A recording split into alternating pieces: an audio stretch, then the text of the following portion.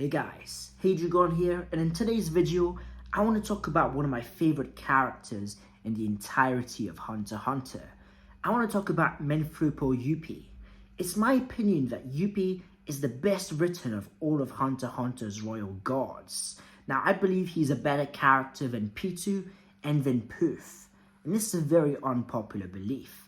Lots of people love the loyalty and motherly instincts of Pitou, and others love the intellectual psychosis that being of Poof. But for me, I believe that Youpi is a character that best symbolizes humanity in Hunter x Hunter, mercy, and personal growth. Now Youpi, he's a character that is born last out of the royal gods, and he's also the first to die. But in that short span of time, Togashi really makes us invested in this character, and he does this by making him have the most dramatic of character developments. When we first meet Youpi, he's almost a generic character type. He's the strong brute without any personality. He's someone that doesn't have any intellectual capabilities. He's a bit dumb, he's a bit simple-minded, and he's someone that, by his own, doesn't really stand the test of time as his own person and his own being. He's someone that's reliant on the king for everything. Without the king, Youpi is nothing. And the reason why this is the case is that for Pitou and for Poof, part of their personalities, part of their genetics come from humans, in particular being Nen users. But Youpi is a character that doesn't have any humanity in him. He's someone that was made from magical beasts and animals. So he's got an almost animalistic instinct to just follow the hive. He's very much someone that follows the ant queen, so a soldier ant. And in that personal mentality that Youpi has, that he is just the shield, he's the weapon, he is the king's ant. He is there for the purpose solely of serving the king. It means that he's the most loyal and he's the most genuine of the royal gods. Even whilst he's stupid, without any ability to make his own free-thinking thoughts, he is someone that doesn't have an agenda. As we see with Pitou, Pitou wants the king to be happy and the king to thrive. Of course, Poof wants the king to be all-powerful and to rule. And Youpi, he just wants what the king wants. And this is the very starting basis for how his character arc grows. Because Youpi is someone that is placed in positions of comfort. Everything's easy for him because, of course, Pitou's the one that goes out and does the heavy lifting, and Poof's the one that strategizes. So he's just there to knock about walls and just to do some things with brute force that for him are natural. As we saw from Knuckles' interaction with Youpi, he's got almost unlimited aura, and he can morph his body into whatever it needs to be. So he's someone that, if he isn't placed in a situation of discomfort, he'll live his whole life staying the same. But then the palace invasion happens. And the palace invasion is the crucifix of Youpi. It's the time where the Youpi we know dies and a new Youpi is formed. Now in the palace invasion, Youpi, we see at the start of the palace invasion, he's yawning. There's nothing for him to do.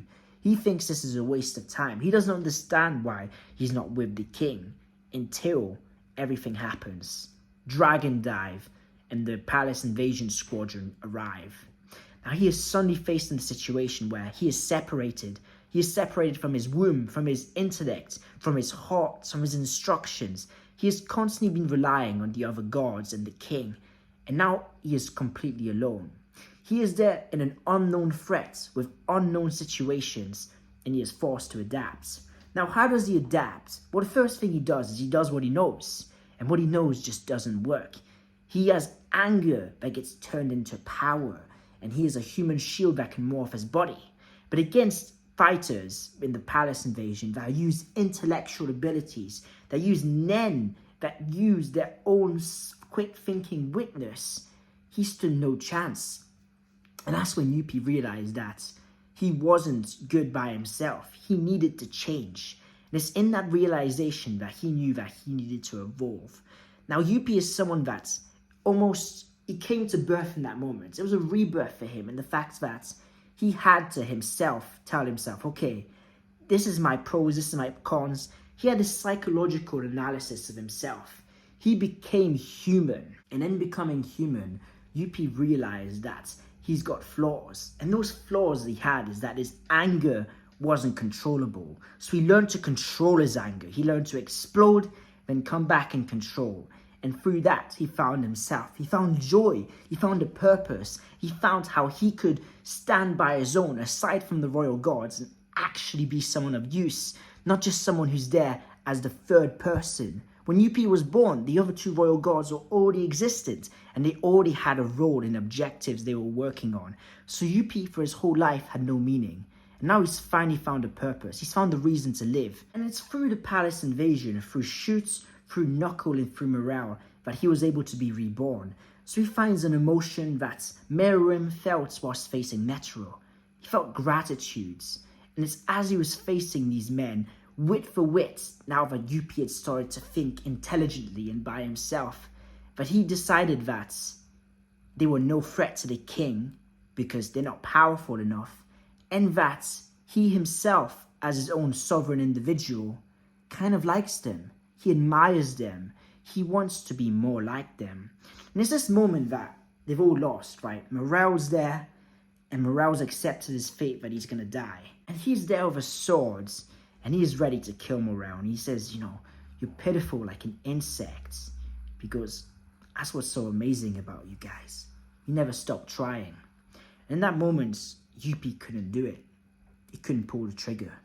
And that was really interesting because he was the character that had the least hesitancy, and now he was someone that almost had his loyalty questioned towards the king. Yes, he loved the king, but he didn't believe that killing these people was a way of protecting the king. He completely gave up on them and went straight towards the king to find him. So in that moment, he had that character evolution that things in life aren't as complex as they seem. What do I mean by that? Well, Youpi had a bit of a coming to God moment. He had a bit of a psychedelic experience in the fact that he realized that him and the enemy aren't so different. They are one in nature and one in spirit. They're both there to protect what they love. He saw the parallel between Knuckle trying to save Morale and him trying to save the king, and he thought, well, he is trying to save Morale more than he's trying to kill the king. So what's the harm in letting them live? I know they're not strong enough to kill the king. I know that me, myself, I can go to the king and apologize and protect them if ever they do become an immediate threat. And he let them live. He let them go. He betrayed the cause. And there's this moment where Poof realizes that he's not the same person. Poof is looking at him and he's thinking, okay, Youpi, where does your loyalty stand? And Youpi is telling Poof that he is someone that's changed and evolved, but his loyalty to the king remained the same. And this is a part of this character that's really interesting, because the more layers we go into it, the more interesting it becomes. He's a character that reminds me of Illumi Zodic in Jing Freaks, and the fact that it's very nuanced in the sense that, yes, his character's changed, but it stayed the same at the same time. Now, what I mean by that is that his devotion to the king stayed the same. He just chose his mannerisms about how he's going to go about it. And we see this dire, explosive love for the king, more so than any of the other royal guards, when he finds Meruem dead after the rose went off. He is there and he's bursting and crying, he's screaming, he is in total distraught. And we see the humanity, we see the pain. What we first saw as this stubborn, brainless man is now an emotional pacifist. He is someone that doesn't like conflict, that doesn't want pain to be inflicted. He just wants his friends and Meruem to be okay. I thought this was interesting because then when he does die, you see in his dying moments, he's smiling. And he's smiling because he knows that he took the hit for the king. He believes that because he is poisoned, the king might be saved. Because he gave so much of his life energy to the king. And it showed that in those dying moments, he wasn't thinking about himself. He was thinking about others. So he is a bit of a nuanced portrayal of the human spirit. Now we see in this arc a lot the kind of evil and the menace of the human spirit. We see Netro saying, you know nothing, Meruem, about the malice of the human heart. But Youpi is a character that we really see the indomitable human spirit, in the sense that he is almost a look-through, a blurry vision of humanity. He is someone that, when you look at him, he is everything humanity seems like on the surface. We look like we're helping each other. We look like we love each other. But when you take a closer look, there's cracks in that image. But Youpi is someone that doesn't have those cracks. He's a genuine, pure-hearted individual. I believe that his character development, the fact he stayed the same, but he changed in his methods, was more intriguing to me than Poof's, mental conflict, mental tug of war. It was more interesting to me than Putu's resolve to save Meruem. For me, I thought that this was a really introspective look at what all of us could be. Because through Youpi, he's almost like us. He sees the palace invaders in the same light we do. He's reacting to them. He's seeing them. He's almost in third person. He is so detached emotionally and physically at the start that it makes him get shaped by the events. Whilst the others are reacting to, he is actually one with the events. Youpi is the change. He is what changes in the palace invasion.